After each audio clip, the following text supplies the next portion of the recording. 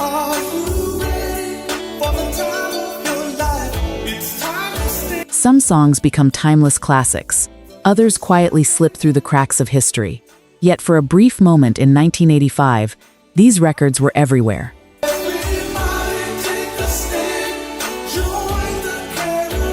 They blasted from car stereos, energized dance clubs, filled neighborhood record stores, and gave R&B fans a soundtrack they'll never completely forget. When I'm sleeping, I got you in my dreams. Your love is creepy. Some introduced exciting new artists. Others proved that great music doesn't always receive the recognition it deserves. Today, we're bringing 10 incredible songs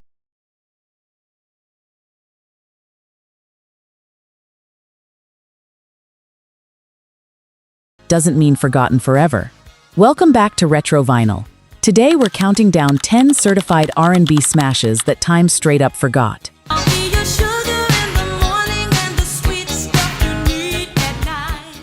Our love is history. Gonna burn like 'cause you were sending me. 10. History, Mai Tai. Every people do what I had to say. Before Amsterdam producers Eric Van Tijn and Joachim Fluitsma ever topped a chart, they were just two men with a vision and three backing singers borrowed from the Dutch club circuit.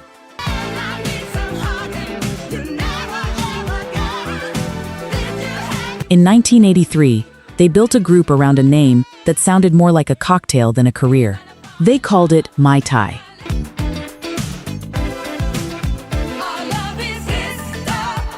Their early singles barely dented the Dutch top 40. Then, in 1985, History arrived, a glossy, mid-tempo groove built for both the dance floor and the heart. It didn't just perform, it exploded across borders no one expected it to cross.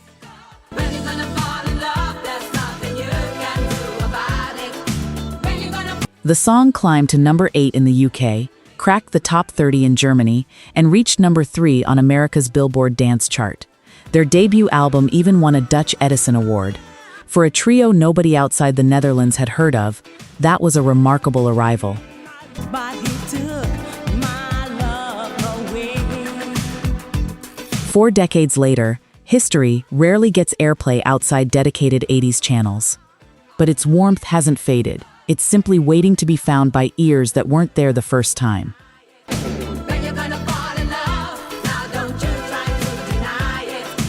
Sometimes the biggest surprises come from the smallest scenes. The day I found myself alone. Next up, a duo that ruled the dance floor for one glorious spring, before quietly disappearing from the charts forever. Burn 'em up, burn 'em up, burn 'em up. In the morning, when I get out of bed, love is big. 9. Thinking About Your Love, Skipworth and Turner. I'm sleeping. I got you in my dreams. Your love is creepy. Rodney Skipworth grew up on keyboards in Syracuse, New York. Phil Turner grew up on gospel in Memphis, Tennessee. I don't know what's coming over me when I wake. Neither man could have guessed that pairing their voices together would produce one of 1985's most infectious dance singles. You didn't give me no chance to run and hide. I've been wondering. Producer Patrick Adams, the man behind disco staples like Ain't No Mountain High Enough, heard something in their chemistry. He built Thinking About Your Love around shimmering synthesizers and their effortless vocal blend, fusing gospel warmth with the new MIDI-driven sound sweeping R&B. Spend the whole day, girl, thinking about your love. The record shot to number 1 on Billboard's dance chart and climbed to number 10 on the R&B chart, becoming an instant favorite in clubs from New York to London. Girl, I'm thinking about your love. It remains the song most listeners instantly connect to the duo's name. This is my time, yeah. Thinking about love. Skipworth and Turner would chart only once more before disbanding in 1991. But for one radiant season, their sound was everywhere love was being celebrated. To hustle, yes to do. I got to go to work, baby, show. A single perfect record can outlive an entire career. Girl, I'm thinking something about your love. Never knew. Close your eyes for a second. Can you remember the first time a song like this one made you want to dance in your own living room? Everybody says I'm hypnotized. See the twinkle. This is the beginning of a me and you. Kiss it, kiss 8. All of Me for All of You, 9.9. all of you. Nothing less. Margot Thunder, Leslie Jones, and Wanda Perry weren't discovered in a studio. They were discovered on the street corners of Boston, singing together as classmates from Madison Park High School just to pass the time. I can give you all of me on behalf of you. Calling themselves Margot Thunder and Intrigue, they answered a classified ad in the Boston Phoenix and started working local clubs. I won't give you all of me on behalf of you. Along the way, they even sang backup for boxing legend Joe Frazier before RCA Records finally took notice and signed them under a new name, 9.9. This is the beginning of a love for us. We're holding, squeezing. Their single, All of Me for All of You, became an instant dance floor favorite, climbing to number 5 on the R&B chart in 1985. I need you, want you more than anyone should be. Allowed to need. The trio performed on Soul Train, American Bandstand, and Solid Gold. Remarkable exposure for a group that had been singing for tips just years before. Bring to me the same thing I bring in all by the way. 9.9 disbanded in 1987 after just one album. But their journey from Boston Common to national television remains one of the era's most quietly inspiring stories. I'm bringing you a woman. Nothing less than me. Some of the greatest voices start out singing for no one but themselves.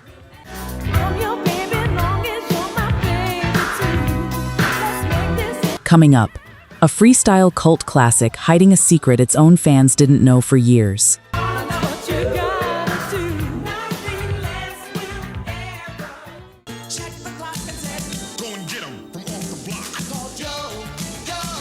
7. Nolan Thomas, Yo Little Brother. Got a brother younger than I. And my little brother's on. Producers Mark Liggett and Chris Barbosa had an ear for finding stars. They'd already helped shape Shannon's smash, Let the Music Play. He's hanging out, getting high, always on the scene. When they discovered a young performer named Marco Calfa, they gave him a new stage name, Nolan Thomas. And always rapping to the girls, so you know what I mean. And when Yo Little Brother became a freestyle sensation. Its playful bass line and irresistible groove turning it into a dance floor cult favorite through 1985. And when tonight he found little brother was not around. Thomas appeared in the music video, lip-syncing every word with total conviction. Joe, little brother, what you out here trying to discover, Joe? Here's the twist most fans never knew. Those weren't his vocals. The voice on the record actually belonged to singer Alon Lanier, brought in by the producers while Thomas fronted the visuals. Until I came across a house with something going on. The single still climbed into the R&B top 30 and became a lasting freestyle staple, even if Thomas himself never charted again. Said if you think you're cool, don't be a fool. Little brother, come home with me. He said there's Nearly 40 years later, the song's playful energy hasn't aged a day, even if the story behind the voice still surprises people who grew up loving it. and what's up with you? You did it too, so don't tell me not to beware. I said yeah. Sometimes the face of a song and the voice behind it aren't the same story at all. I said yeah, I was down, but I turned around, and that's why I'm still here, little brother. Next, a song that reached the Billboard Top 20 and somehow ended up inside a Miles Davis album. To discover, Joe, little brother, it's gonna hurt you one way or the other.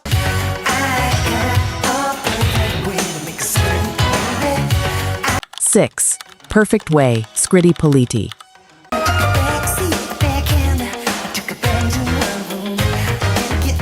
Green Gartside started out as a Marxist art school punk in Leeds, England, singing in squats and releasing scrappy singles on Rough Trade Records.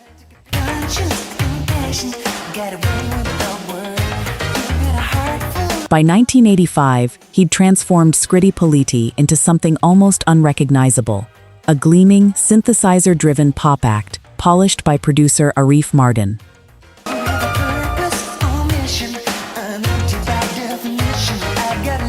Perfect Way, co-written with keyboardist David Gamson, barely registered in the UK, stalling at a modest number 48.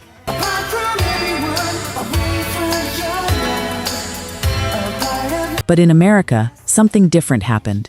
The song climbed to number 11 on the Hot 100 and became Scritti Politti's only true US hit, propelled by dance clubs and R&B-leaning radio.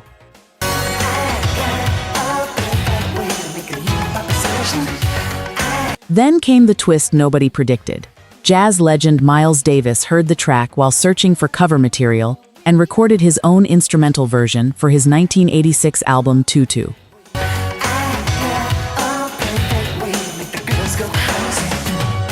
Davis loved it so much he later played trumpet on Scritti Politti's follow-up single and appeared in its video.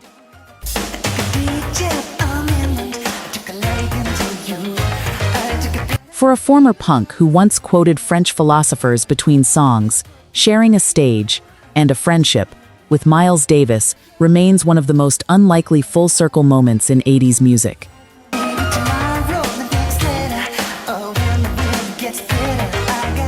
The right song can cross any border, even the one between punk clubs and jazz legends.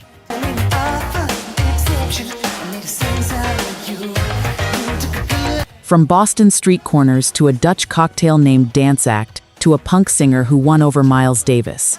If these stories have been hitting you the way they've been hitting us, you already know these songs deserve more than a footnote in music history.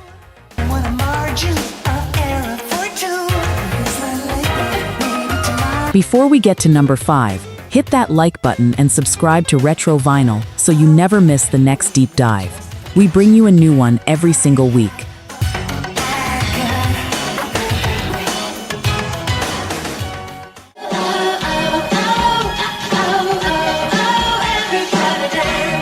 Five, Everybody Dance, Tamara and the Scene.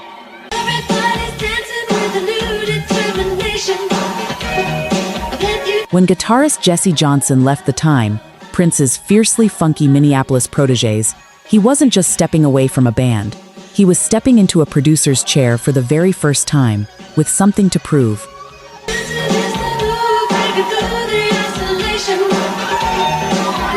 Johnson built a new act around a singer performing under the name Tamara, backed by a tight Minneapolis session crew he called The Scene.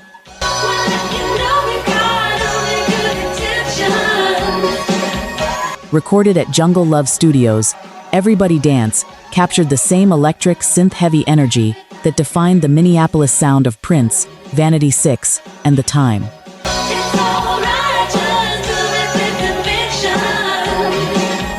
The single became an instant club favorite, climbing to number 3 on the R&B chart and crossing over to number 24 on the Hot 100, the biggest hit of Jesse Johnson's early production career.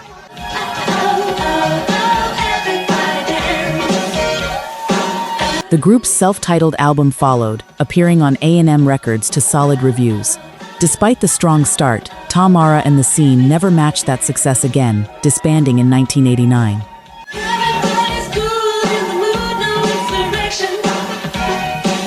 But Everybody Dance remains a defining snapshot of Minneapolis funk at its most joyful.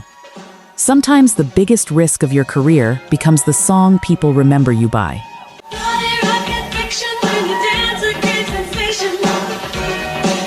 Think back to a night when a groove like this one had an entire room moving without anyone needing to be asked twice.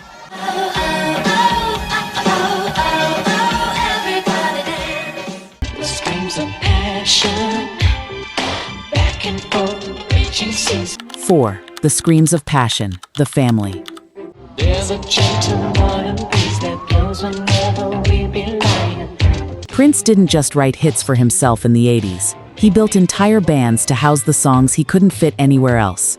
The moon appears and disappears. You look at me, my clothes are quickly. In 1985, 3 alumni of The Time, St. Paul Peterson, Jelly Bean Johnson, and Jerome Benton, joined singer Susanna Melvoin, twin sister of Revolution guitarist Wendy Melvoin, to form the family. The curtains dance a minuet. Autumn plays the music, baby. Prince wrote and played nearly every instrument on their debut album himself, letting the band's vocalists bring his songs to life. You and I can wonder, only you can understand. The Screams of Passion became the lead single, climbing to number 9 on the R&B chart and number 10 on the dance chart. Sunlight draws a picture through the silky lace that hangs above you. The family performed live exactly once, at Minneapolis's First Avenue Club in August 1985. Seems to be with every rescue. Make me beg for more. Soon after, St. Paul left the group, and Prince folded the project entirely. But buried on that same album was a ballad called Nothing Compares to You, a song almost no one noticed until Sinead O'Connor turned it into a global anthem 5 years later. Oh, a robin sings a masterpiece that lives and dies in her. The Screams of Passion may be forgotten. The song hiding beside it never will be. Lust, I want you madly. Can't you tell? Can't you tell? Can't you tell? Some of music's biggest moments start out as someone else's overlooked footnote.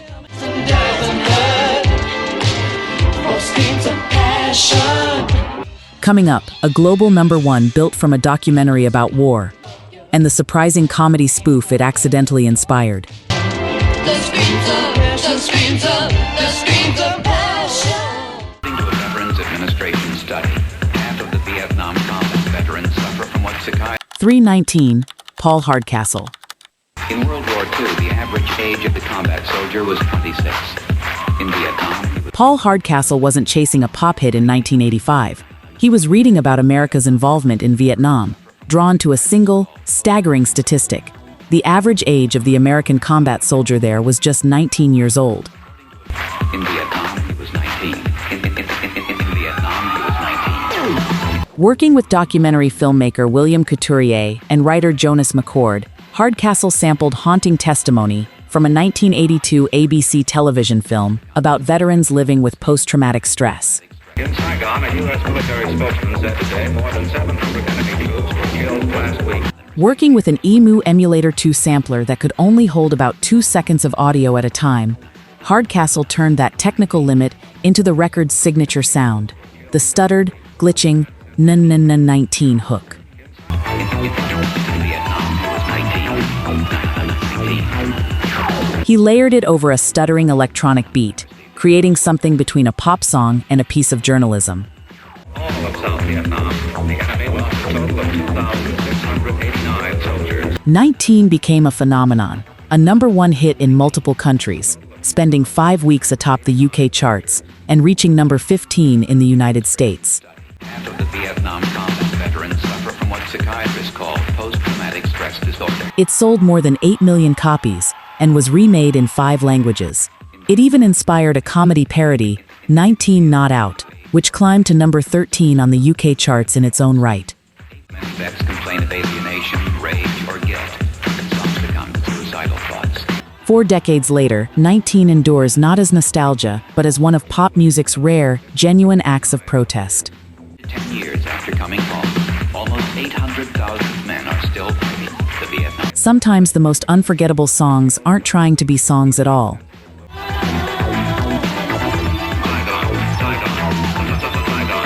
Next, a girl group so provocative they landed on a government watch list and became unforgettable because of it.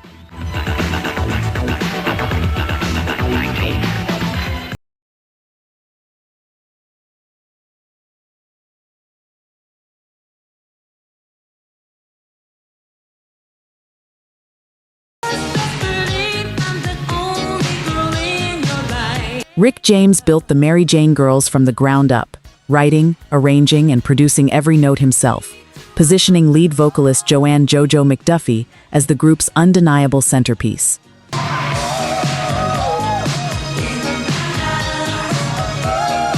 Their sound was pure Minneapolis-adjacent funk, dripping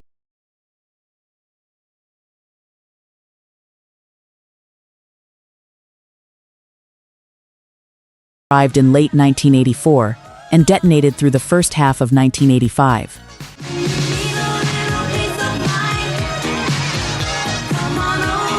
It spent 2 weeks at number 1 on Billboard's dance chart, climbed to number 3 on the R&B chart, and crossed all the way to number 7 on the Hot 100, the group's biggest hit by far, following earlier R&B successes like All Night Long.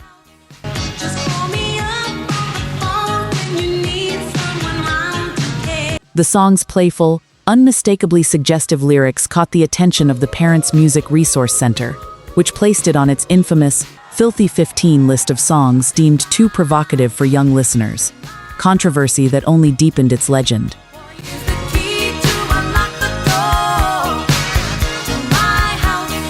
The Mary Jane Girls never matched that peak again, but In My House remains one of the boldest, most self-assured records.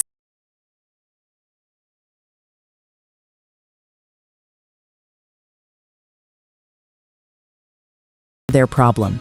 Being forgotten is the real crime.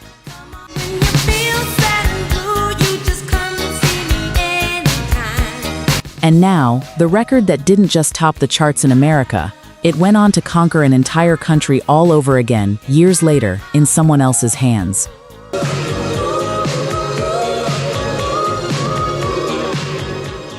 I'm your brother, don't you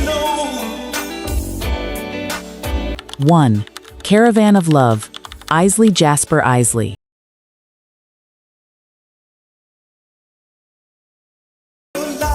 Ernie Isley, Marvin Isley, and their brother-in-law Chris Jasper had already spent over a decade shaping the sound of the Isley Brothers before stepping out on their own in 1984. We'll join together with hearts of gold. As Isley-Jasper-Isley, they carried that legacy with them, but this song would become something entirely their own.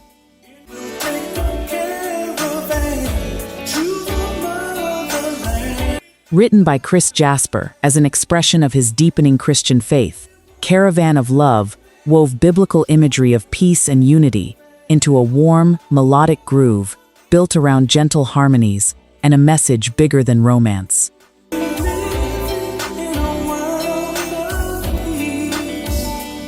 It captured a longing for connection that felt urgent in 1985 and somehow feels even more urgent now. From the highest mountain and valley low. The song topped Billboard's R&B chart for 3 consecutive weeks, becoming the trio's defining hit.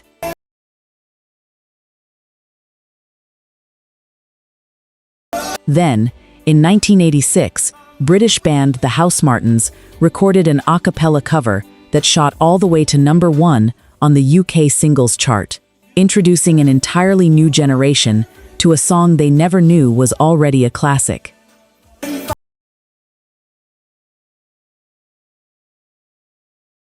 Two different eras, 2 different countries, one song about unity, still finding its way home.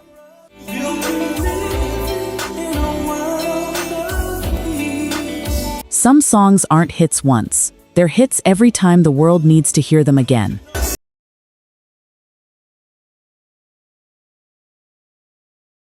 Ten songs, 10 stories the radio quietly let slip away.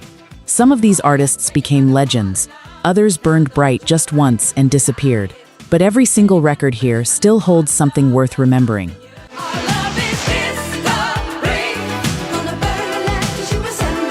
The story of music isn't told only by the biggest superstars.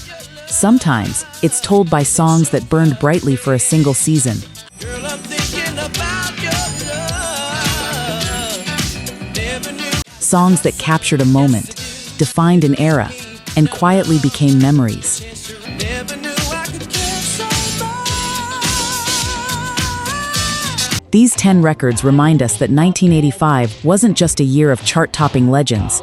It was also a year filled with remarkable artists who created music that still deserves to be heard today.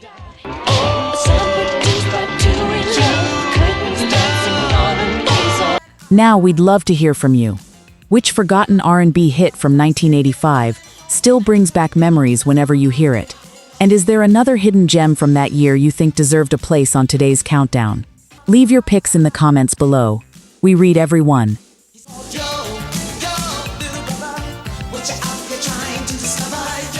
If you enjoyed this journey through the golden age of R&B, don't forget to like, subscribe, and join us next time for another deep dive into the stories behind the music.